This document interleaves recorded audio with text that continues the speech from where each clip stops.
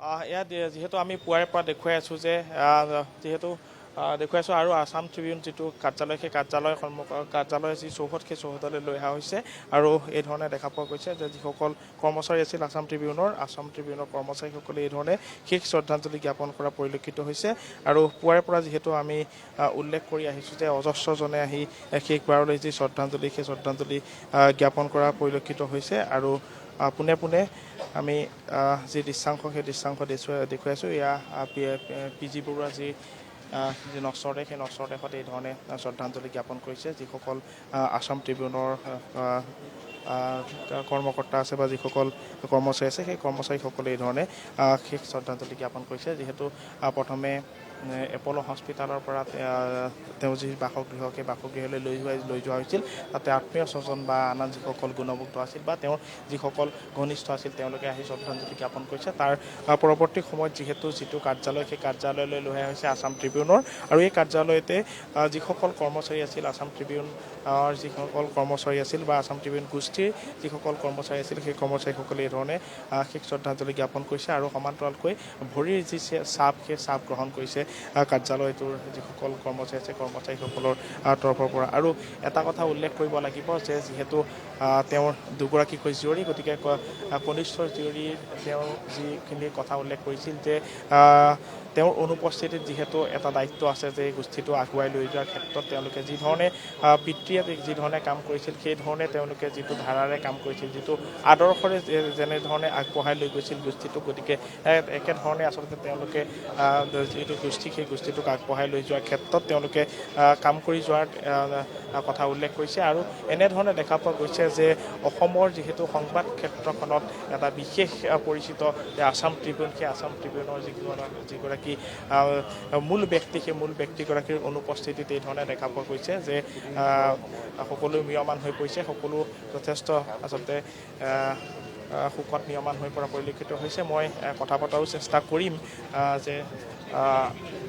অকণমান মই আপোনাৰ ওচৰলৈ আহিছোঁ যে অনুপস্থিতি আপোনালোকৰ যথেষ্ট তেওঁৰ অভাৱ হ'ব গতিকে কি ক'ব শেষবাৰলৈ শ্ৰদ্ধাঞ্জলি জ্ঞাপন আজি ক'বলৈ একচুৱেলি ভাষাই নাই ছাৰ কলেচল আছিলে এজন মানে সংবাদ মাধ্যমৰ কাৰণে মহুৰো এজন আছিলে যোৱাকালি ৰাতি তাৰমানে শেষ নিশ্চয় ত্যাগ কৰে আজি আমি অকল আছাম ট্ৰিবিউন গ্ৰুপেই নহয় গোটেই মিডিয়া ইণ্ডাষ্ট্ৰী আজি এজন অভিভাৱক হেৰুৱাইছে ছাৰৰ যিটো লেগেচি সেইটো কোনো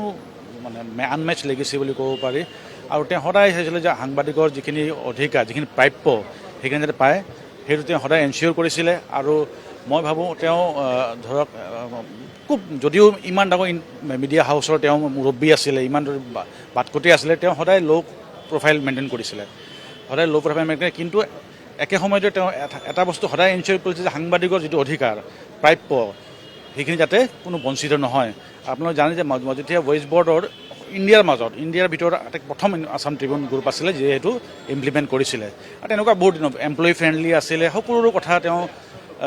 যদিও কামৰ ক্ষেত্ৰত তেওঁ বহুত ভাল ষ্ট্ৰিক আছিলে তেওঁ তেনেকৈ এপ্ৰিচিয়েটো কৰিছিলে মানুহক আৰু সেইকাৰণে আজি আপুনি দেখিছে শোকাবল পৰিৱেশ এটা প্ৰতিজন এমপ্লয়ী প্ৰাক্তন এমপ্লয়ী বৰ্তমান এমপ্লয়ী সকলো মানে আজি মৰ্মাহত হৈ আছে নিশ্চয়কৈ আচলতে সকলো মৰ্মাহত হৈ পৰা পৰিলক্ষিত আৰু যিটো পৰিৱেশ সেই পৰিৱেশটো মই দেখুৱাবলৈ আহ্বান জনাইছোঁ যে প্ৰতিগৰাকী কৰ্মচাৰী আহি ইয়াতে উপস্থিত হৈ শেষবাৰলৈ শ্ৰদ্ধাঞ্জলি জ্ঞাপন কৰা পৰিলক্ষিত হৈছে আৰু যিটো কাৰ্যালয় সেই কাৰ্যালয়টোত আজিৰ পৰা তেওঁৰ উপস্থিতি নাথাকিব গতিকে শেষ দিনৰ বাবে যিহেতু তেওঁক লৈ অহা হৈছে তেওঁৰ নশ্ৰদেহ লৈ অহা হৈছে গতিকে তেওঁ যি নশ্ৰদেহ সেই নশ্ৰদেহত এই ধৰণে শেষ শ্ৰদ্ধাঞ্জলি জ্ঞাপন কৰাৰ উদ্দেশ্যে যিসকল কৰ্মচাৰী আছে সেই কৰ্মচাৰীসকল উপস্থিত হৈ কাৰ্যালয়ৰ যি চৌহদ সেই চৌহদত এই ধৰণে শেষবাৰলৈ শ্ৰদ্ধাঞ্জলি জ্ঞাপন কৰিছে পি জি বৰুৱাৰ যি নশ্ৰদেহ সেই নশ্ৰদেহ এটা কথা উল্লেখ কৰিব লাগিব যে এইগৰাকী ব্যক্তিৰ অনুপস্থিতিত আচলতে ৰাজ্যৰ বৌদ্ধিক মহল বা ৰাজ্যৰ সাহিত্য সংস্কৃতিৰ প্ৰতিটো মহল সংবাদ জগতখনত আচলতে যি ধৰণৰ ক্ষতি সেই ক্ষতি আচলতে এটা সেই বিষয়ে উল্লেখ কৰিব লাগিব যে তেওঁ অনুপস্থিতিত বা তেওঁৰ যি ধৰণৰ অৱদান সেই অৱদান কেতিয়াও নুই কৰিব নোৱাৰি যি ধৰণে বিশেষকৈ সংবাদ জগতখনত তেওঁ যি ধৰণে গ্ৰেট ব্ৰিটেইনৰ পৰা প্ৰশিক্ষণপ্ৰাপ্ত এইগৰাকী ব্যক্তি 1964 চনতে তেওঁ গ্ৰেট ব্ৰিটেইনৰ পৰা যি প্ৰশিক্ষণ লাভ কৰিছিল বা প্ৰশিক্ষণ লৈছিল ছপা প্ৰকল্প যিটো ছপা মাধ্যমৰ বাবে তেওঁ যি প্ৰশিক্ষণ সেই প্ৰশিক্ষণ লৈছিল সাংবাদিকতাৰ যি প্ৰশিক্ষণ সেই প্ৰশিক্ষণ লৈছিল গতিকে এইগৰাকী ব্যক্তিৰ যি ধৰণে আচলতে কাম কৰাৰ যি ধৰণৰ তেওঁ আদৰ্শ যি ধৰণে আদৰ্শৰে কাম কৰিছিল সেই আদৰ্শ আচলতে প্ৰতিগৰাকী অসমীয়াই প্ৰতিগৰাকী যি বৌদ্ধিক মহলৰ যিসকল ব্যক্তি আছে সেই ব্যক্তিসকলে বিশেষকৈ এইগৰাকী ব্যক্তিক অনুপস্থিতি আচলতে বা অভাৱ তেওঁ অনুভৱ কৰিব এইগৰাকী ব্যক্তিৰ আৰু এইগৰাকী ব্যক্তিয়ে যি ধৰণে ৰাজ্যখনৰ ক্ষেত্ৰত যিধৰণে তেওঁ অৱদান আগবঢ়াই আহিছিল সেয়া লাগিলে শিক্ষাৰ ক্ষেত্ৰত হওক সেয়া লাগিলে যি সাহিত্যৰ ক্ষেত্ৰত হওক সংস্কৃতিৰ ক্ষেত্ৰত হওক সেয়া সংবাদ মাধ্যমৰ ক্ষেত্ৰত হওক বা সংবাদ গোষ্ঠীৰ ক্ষেত্ৰত হওক এই গোটেই বিষয়খিনি বা সাংবাদিকৰ ক্ষেত্ৰত হওক এই গোটেই বিষয়খিনি আচলতে সকলোৱে আজি অনুভৱ কৰিছে যে তেওঁ অনুপস্থিতি কি ধৰণে বা কেনেধৰণৰ তেওঁ অনুপস্থিতি মানে কিমান আচলতে কি ধৰণৰ ক্ষতি এই ক্ষতিৰ বিষয়ে সকলোৱে উল্লেখ কৰিছে আৰু সমান্তৰালকৈ যিহেতু তেওঁৰ যি ধৰণৰ উপস্থিতি যি ধৰণে গোষ্ঠীটো অৰ্থাৎ ট্ৰিবিউন গোষ্ঠী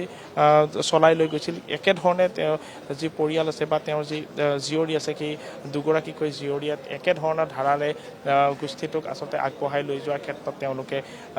চিন্তা চৰ্চা বা তেওঁলোকে যি সিদ্ধান্ত সেই সিদ্ধান্ত লৈছে আৰু সেই মন্তব্য আমি কিছু সময় পূৰ্বেই শুনাইছিলোঁ বা দেখুৱাইছিলোঁ যে কেনেধৰণে তেওঁলোকে আগবাঢ়ি লৈ যোৱাৰ ক্ষেত্ৰত বা আছাম ট্ৰিবিউন গোষ্ঠীটোক কি ধৰণে তেওঁলোকে নেতৃত্ব দি আগবঢ়াই লৈ যাব এই গোটেই বিষয়খিনি তেওঁলোকে উপস্থাপন বা উল্লেখ কৰিছিল আৰু এনেদৰে এতিয়া দেখিবলৈ পোৱা গৈছে দ্য আছাম ট্ৰিবিউন কাকতৰ চৌহদত এনেদৰে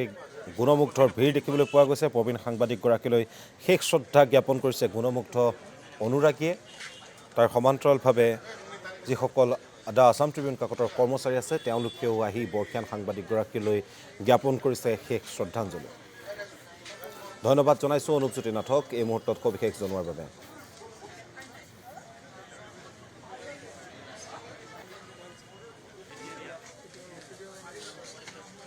অধ্যক্ষ হিচাপে আছিলে আৰু তেখেতৰ লগত আমাৰ অতি নিবিড় সম্পৰ্ক আছিলে আমি যথেষ্ট তেখেতৰ পৰা আমি বহুত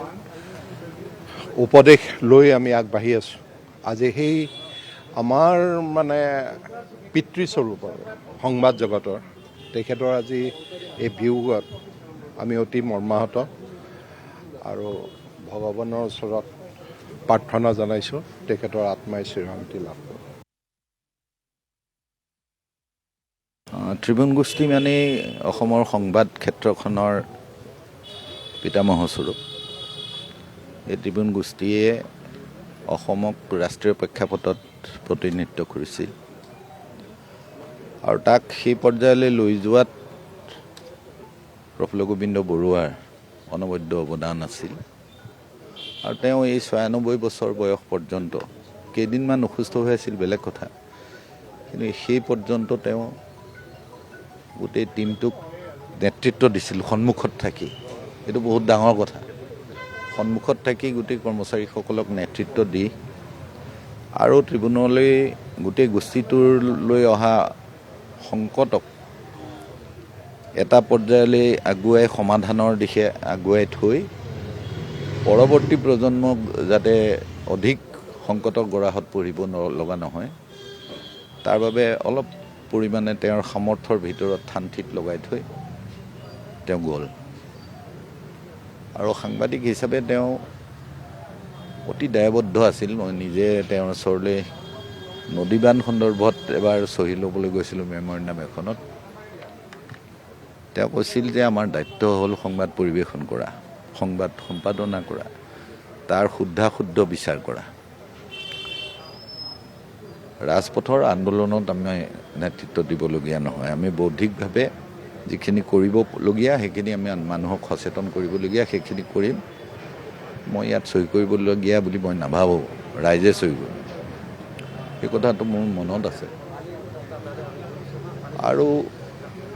তুলসী গোবিন্দ বৰুৱাই হওক বা প্ৰফুল্ল গোবিন্দ বৰুৱাই হওক দুয়োজনৰ সৈতে এটা মধুৰ সম্পৰ্ক আছিল তুলসী গোবিন্দ বৰুৱাৰ ব্যক্তিত্বও বহুত বেলেগ আছিল অতি সাধাৰণ সাংবাদিকজনৰ আপদকালতো তেওঁ কাষত থিয় হৈছিল এইটো কথা মোৰ মনত থাকিব অনিল মজুমদাৰক যেতিয়া হত্যা কৰা হৈছিল